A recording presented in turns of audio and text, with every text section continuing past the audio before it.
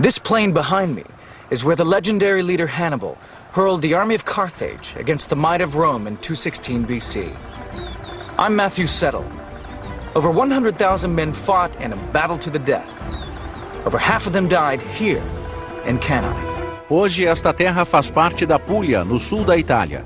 É difícil imaginar como deve ter sido, mas agora com nova tecnologia de videogame, você verá essa grande batalha como nunca antes. O vasto número de soldados, a formação das tropas, como eles lutaram e como a batalha foi vencida. O panorama que os generais queriam ter tido, agora, em batalhas decisivas.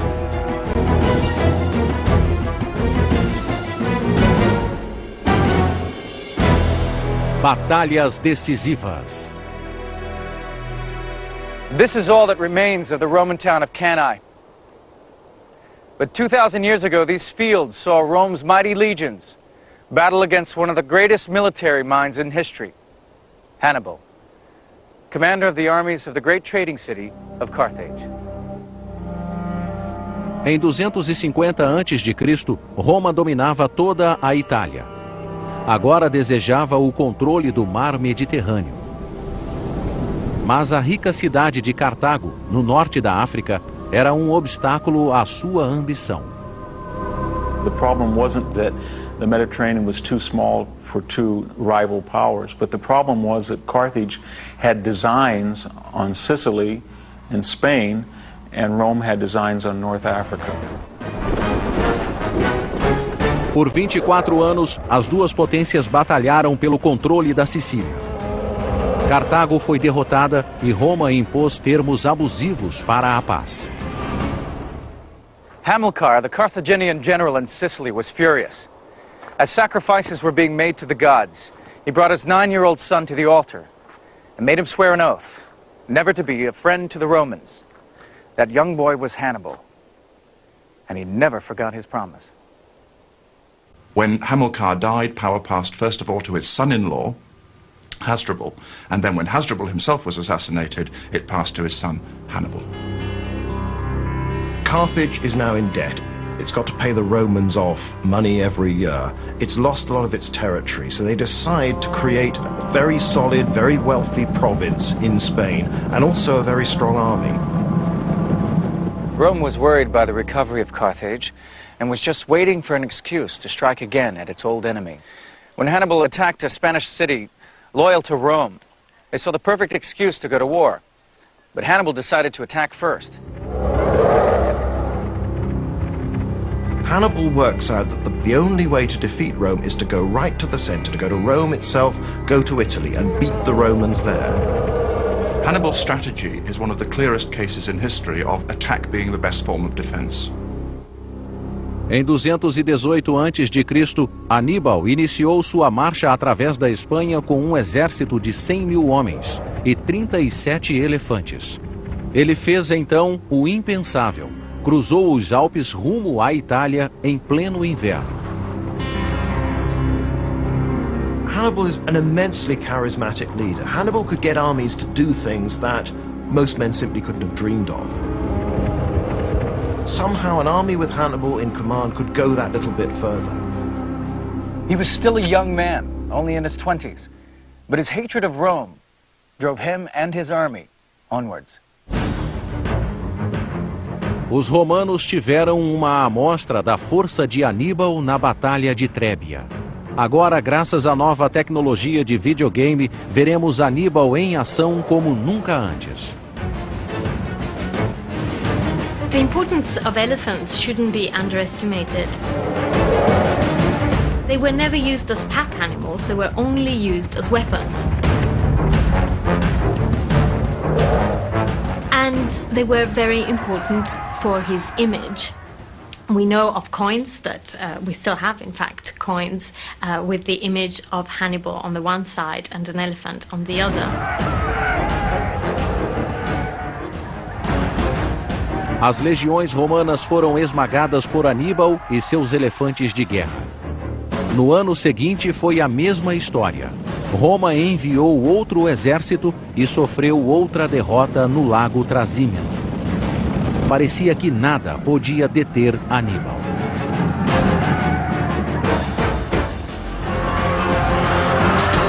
his army rolled on south, through Italy, and rested here on the Adriatic Sea. Hannibal was now less than 100 miles from Rome. He had already killed or wounded 100,000 legionaries. In desperation, the Romans decided to gamble everything on one great battle. Eles destacaram 8 legiões, 70.000 homens. The Romans decided that they were going to go for broke. They were going to create a massive army, twice as big as anything that had faced Hannibal before, and simply smash him.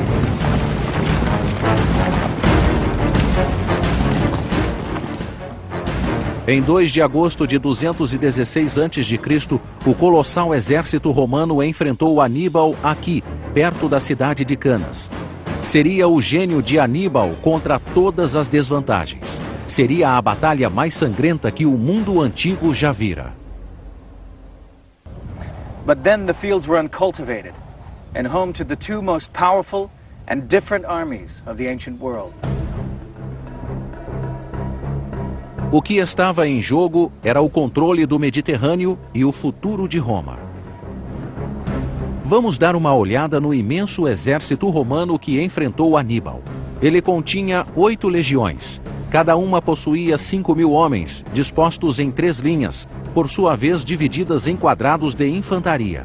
Essa formação de tabuleiro de damas visava o máximo de flexibilidade, mas era difícil de manobrar no calor da batalha e requeria um comandante muito experiente para fazê-la funcionar. As a Roman soldier, just where you stood in these 3 lines was based on your age and your experience. If you were around 17 to 25, you would take up position right here in the front rank. Here you would be in the thick of the action. As a raw recruit, you would become battle-hardened or die. If you survived to your mid-20s, then you would graduate to the second rank of experienced men at the peak of fighting fitness. And if you lived to be a grisly old veteran, you would find a home here in the 3rd rank. Maybe you wouldn't be so quick anymore, but all that knowledge and experience would help get the army out of a tight spot. Vamos ver o que Aníbal e seu exército teriam visto. Os escaramuçadores agiam como uma cortina, tornando difícil perceber como as tropas romanas estavam organizadas ou quantas eram. E podemos ver que o exército de Aníbal em nada se parecia com a máquina bélica romana do outro lado do campo de batalha. Este é um exército recrutado de vários países. Da África vinham os lanceiros líbios e a cavalaria númida em velozes pequenos cavalos. Havia gauleses da França e espanhóis, montados ou a pé. Aqui, Aníbal tinha a vantagem de 10.000 cavaleiros contra os 6.000 de Roma, e a planície de Canas era perfeita para a cavalaria. Mas ele tinha somente 40.000 infantes contra os 70.000 de Roma. O exército romano era tão vasto que tinha 2 comandantes, Paulo e Varro. Eles lideravam o exército em dias alternados. Now this is tricky enough if both commanders have the same strategy. But they didn't. They had competing strategies. Paulus favored a cautious approach and did not want to rush into battle. Varro was spoiling for a fight and wanted to force the battle onto the open plain where the huge Roman army had room to maneuver. 2 de agosto de 216 a.C. foi o dia de Varro comandar. O exército romano posicionou-se para a batalha. Como de costume, a infantaria ocupou o centro, com destacamentos de cavalaria nas 2 alas para guardar os flancos. Não sabemos o que se passava na mente de Varro, mas ele decidiu mudar a ordem de batalha normal. Ele ordenou que os escalões se agrupassem mais. Haveria menos lacunas e pouca chance de mudar a formação. Either through great wisdom or utter folly, the consuls had agreed to stack the legions to create depth and shock with the idea they could just burst through the Carthaginian army. They had given up flexibility in exchange for power. Aníbal idealizou uma armadilha.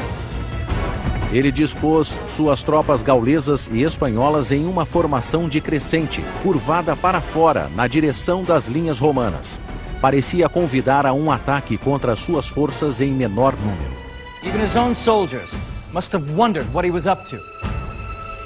He had placed himself at the most vulnerable part of the line. at the center where the fighting would be fiercest. They had to hold the advance of this huge Roman steamroller. He was there to encourage what he knew to be the weakest part of his line. To some extent, he may have been appealing to the sort of emotional, the warrior culture of the Gauls in particular, who made up a lot of these units. This was a culture in which you were supposed to excel, do the spectacular, to stand out in front. Estranhamente, Aníbal deixara suas melhores tropas, os lanceiros líbios, de reserva nos flancos de seu exército. Mas Aníbal sabia exatamente o que estava fazendo. Ele tinha um plano. Almost 130,000 men and 16,000 horses were squeezed into this battlefield just over 2 miles square, beginning where the tree line marks the river, and ending here at the hill of Cannae. Subitamente, o movimento irrompeu. Os escaramuçadores avançaram. As legiões também, no mesmo passo. Os cartagineses, em muito menor número, prepararam-se para o impacto. A Batalha de Canas começou.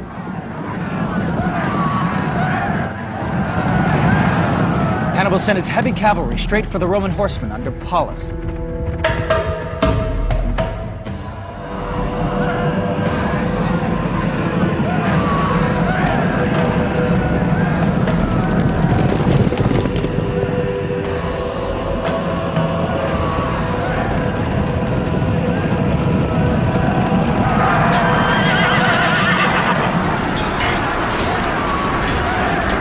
A luta foi intensa e brutal.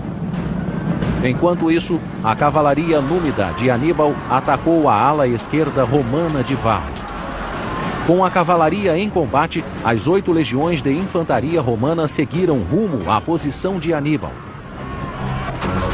Chegando a 13 metros, cada legionário arremessava sua lança. Então, sacavam o gládio, a pequena espada de endurecido aço espanhol, e investiam contra o crescente cartaginês. This is a replica gladius and shield. The shield was used for battering an opponent, quickly followed by a thrust. The shield alone weighs 22 pounds. So, in this heat with that sun and a full suit of armor, it's hard to imagine fighting for 4 minutes, let alone 4 hours.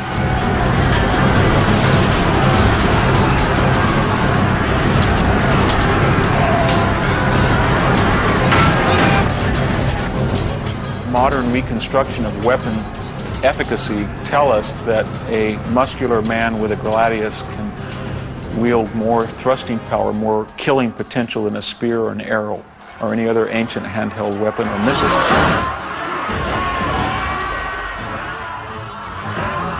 O tamanho do exército romano era esmagador. Aníbal sofreu perdas terríveis quando as legiões abriram caminho pelo centro. A máquina romana de guerra parecia imbatível. Hannibal and his men were hanging on by the skin of their teeth. Defeat seemed inevitable, but Hannibal was about to spring his trap.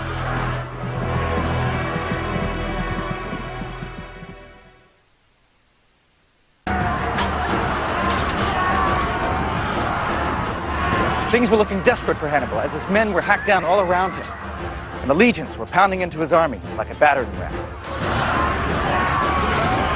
Os romanos sentiam-se a um passo da vitória. Mas estavam cegos para o perigo crescente à sua volta. Ficou claro por que Aníbal adotara a formação crescente.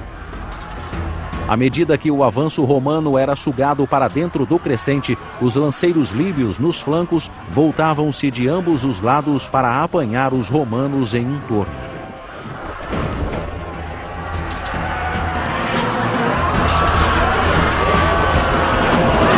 People in the very center of this mob couldn't use their weapons.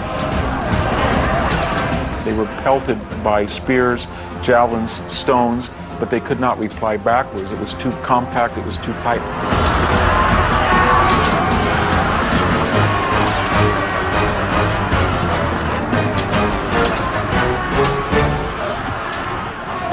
Romans are a big crowd. It's like people streaming out of a football match. They can't see what's going on.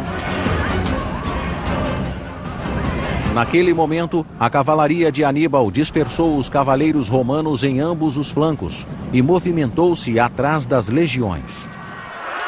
À frente, o ataque romano ficou atolado por causa de sua formação demasiado compacta.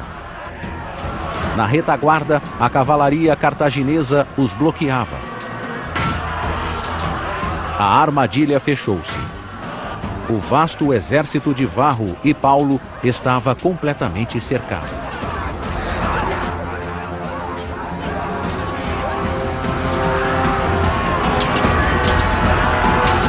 Had they kept their wits about them, they could have had an organized breakout and still rescued the battle. So what happened? Fear happened. Emotion happened. Panic. It was a matter of spirit and land and fear and all of those other emotions that explain why one side wins and one side loses. Os dois comandantes romanos estavam em ação, manobrando destacamentos de cavalaria. Paulo, que nunca quisera esse embate, foi derrubado de seu cavalo. He sat down on a rock, nursing a head wound. His officers urged him to leave, as Hannibal's army was just moments away. He refused, and seconds after they left, died in a hail of javelins. And Varro, who had been so keen for combat, he escaped back to Rome and was forgiven for his defeat.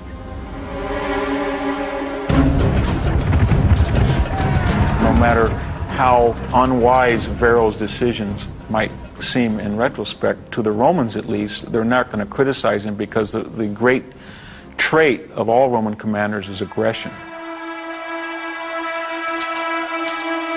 I remember that at Cannae, what happened should not have happened. Military strategists could not envision that a numerically inferior army could surround in a concentric manner on both sides a numerically superior force. So the very idea that someone like Hannibal could pull that off was just audacious and should not have happened. By nightfall, Cannae was a field of blood and tangled limbs. The actual fighting had only taken 4 hours, but nearly 50,000 Romans and 10,000 Carthaginians were slaughtered. That's roughly 200 men each passing minute. Nearly 1/3 of all Roman senators, the men who governed Rome, lay slain or captured. This was the worst defeat ever suffered by Rome. Cannae seems almost the perfect victory. A smaller but much better army takes on a very big, very strong opponent, and on an open plain, there's no ambush, there's no surprise. Hannibal, just by using his own skill and the quality of his men, overcomes this greater army, and doesn't just overcome it, he virtually destroys it. Notícias da derrota aterrorizaram Roma. A cidade estava agora à mercê de Aníbal. But he refused to march on it. His generals just couldn't understand. The way was now open.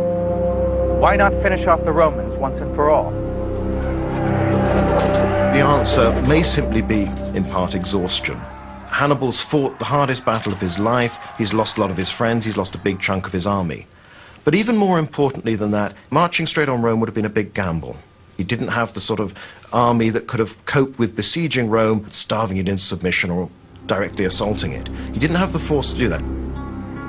Instead, Hannibal led his army around Italy for the next 14 years. Too weak to conquer Rome, too strong to be defeated in battle. He'd struck 3 hammer blows to the heart of Rome, and still she had not fallen. Her revenge would be terrible. Exército romano revitalizado atacou Cartago.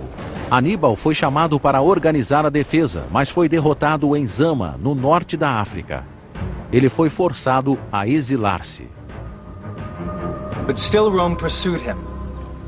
Finally, in what is now Turkey, he took his own life, poisoning himself to avoid Rome's assassins. Aníbal tinha 63 anos. Roma achou que estava livre dele para sempre, mas ele sobreviveu na lenda. Hannibal was one of the great boogeymen of the Romans. Nurses for centuries after used to say, Hannibal will get you, to frighten the children. It's a figure that enters deep into the Roman psyche, the big bad wolf type of thing. Hannibal is there. Hannibal is someone who almost appears like an elemental force, who bursts across the Alps, scatters Roman armies to all sides, and takes Rome to the very brink.